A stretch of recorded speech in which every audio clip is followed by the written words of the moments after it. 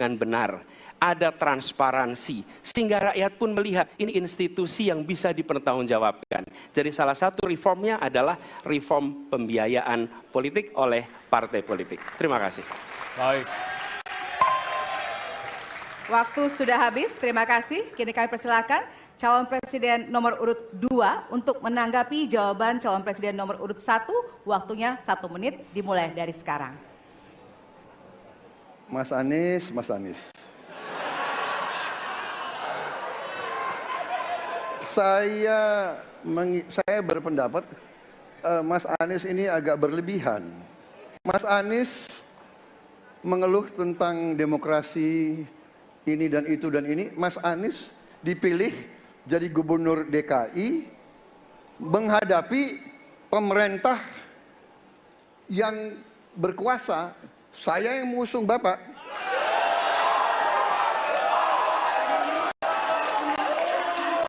Kalau demokrasi kita tidak berjalan, tidak mungkin Anda jadi gubernur.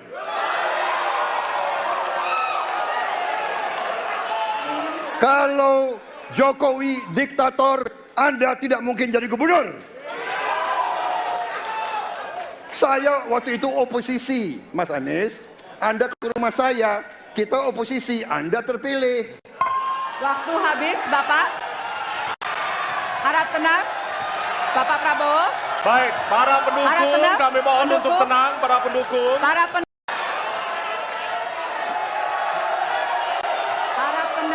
Di Mas Anies ya memang suatu perkembangan politik itu ada beberapa segi perspektif ya. Jadi tim saya, para pakar hukum yang mendampingi saya menyampaikan bahwa dari segi hukum tidak ada masalah. Masalah yang dianggap pelanggaran etika sudah diambil tindakan dan keputusan ya waktu itu oleh pihak yang diberi wewenang, kemudian sudah ada tindakan dan tindakan pun itu masih diperdebatkan karena yang bersangkutan masih memproses. Tetapi intinya adalah bahwa keputusan itu final dan tidak dapat dirubah. Ya, saya laksanakan ya. Dan kita ini bukan anak kecil, Mas Anies ya. Anda juga paham ya. Sudahlah ya. Sekarang begini. Intinya rakyat yang putuskan, rakyat yang menilai. Kalau rakyat tidak suka Prabowo dan Gibran, nggak usah pilih kami, saudara-saudara sekalian. Dan saya tidak takut tidak punya jabatan, Mas Anies. Sorry ya. Sorry ya. Harap tenang. Mas Anies, saya tidak punya apa-apa. Saya sudah siap mati untuk negara ini. Baik. Jadi Mas Anies ya memang suatu perkembangan politik itu ada beberapa segi perspektif ya. Jadi tim saya, para pakar hukum yang mendampingi saya menyampaikan bahwa dari segi hukum tidak ada masalah. Masalah yang dianggap pelanggaran etika sudah diambil tindakan dan keputusan ya waktu itu oleh pihak yang diberi wewenang, kemudian sudah ada tindakan dan tindakan pun itu masih diperdebatkan karena yang bersangkutan masih memproses. Tetapi intinya adalah bahwa keputusan itu final dan tidak dapat dirubah. Ya, saya laksanakan ya. Dan kita ini bukan anak kecil, Mas Anies ya.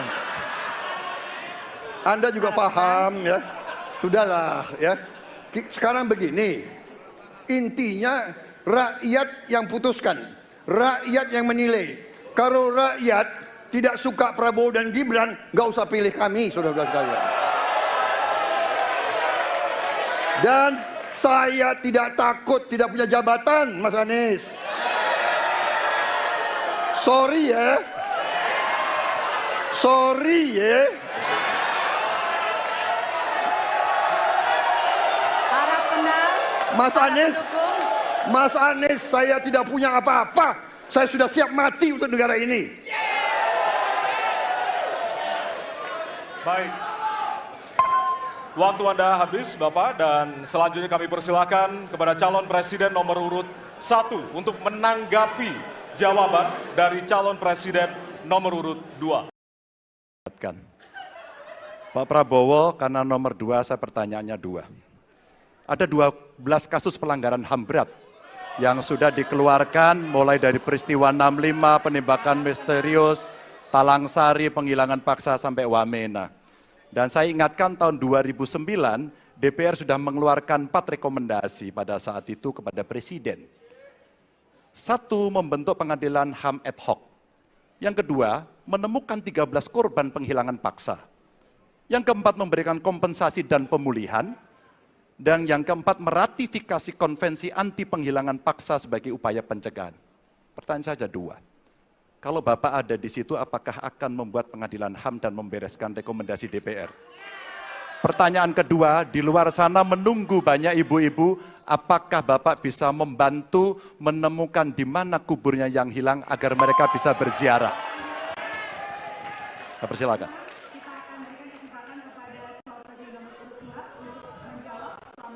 Waktunya dari sekarang. Pak Ganjar tadi justru Anda sebut tahun 2009 kan? Ya. Jadi sekian tahun yang lalu kan? Betul. Dan masalah ini ditangani justru oleh wakil presiden Anda. Ya. Ya. Jadi apalagi mau ditanya kepada saya? Saya sudah menjawab berkali-kali, ada rekam digitalnya. Saya sudah jawab berkali-kali. Tiap 5 tahun kalau polling saya naik, ditanya lagi soal itu.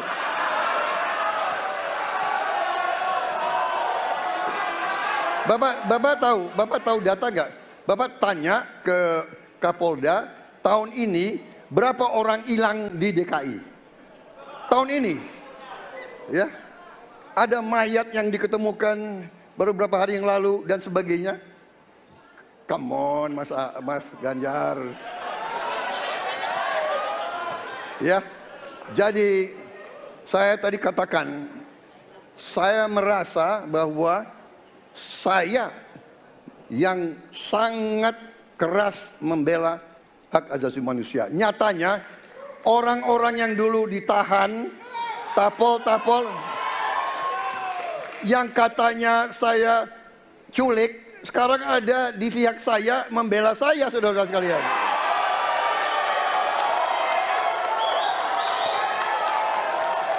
Jadi masalah HAM jangan dipolitisasi, Mas Ganjar, ya.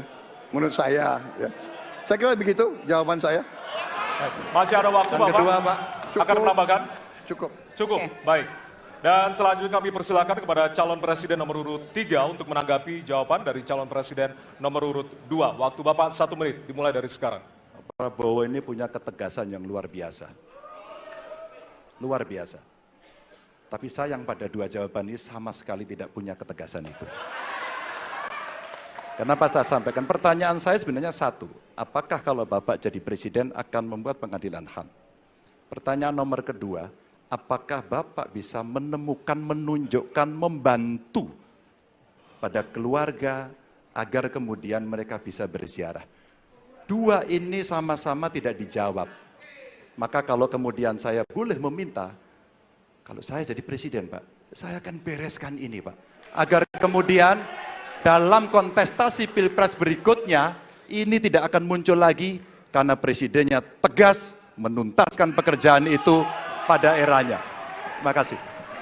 Waktunya masih ada, Bapak? Cukup. Cukup. Baik, kita berikan kesempatan kepada calon presiden nomor urut 2 untuk menanggapi tanggapan dari calon presiden nomor urut 3. Waktunya 1 menit dari sekarang. Loh kok dibilang saya tidak tegas? Saya tegas akan menegakkan hak asasi manusia.